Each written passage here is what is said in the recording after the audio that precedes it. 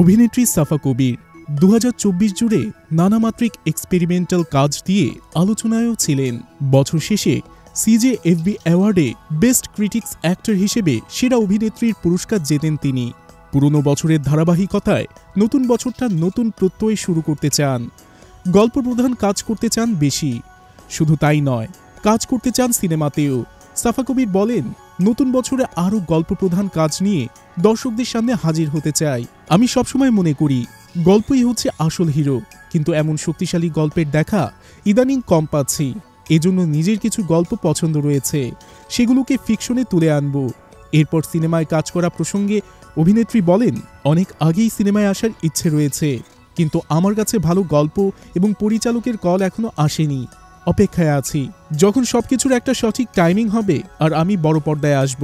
সাফা কবিরের কাছে কোনো ভালো গল্পের কাজ আসছে না বলে জানান তিনি। এর জন্য নতুন বছরে নিজের গল্পে ফোকাস দিতে চান।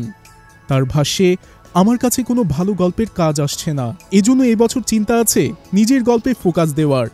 আমি আগেও আমার নিজের গল্পে কাজ করেছি, আমার কাছে কিছু ভালো গল্প আছে, সেগুলো নিয়ে কাজ করতে চাই। এর বাইরে যদি অন্য কারোর ভালো গল্প পাই তাহলে সেটাও করব।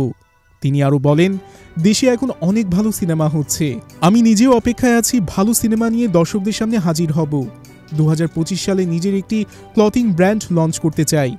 এদিকে গেল বছরে শেষান্তে পারুল নাটকের জন্য সিজেএফবির সেরা অভিনেত্রীর পুরস্কার জেতেন সাফা কবির। এই পুরস্কার তাকে নতুনভাবে আরও বেশি এক্সপেরিমেন্টাল চরিত্র করতে অনুপ্রাণিত করছে বলে জানান তিনি।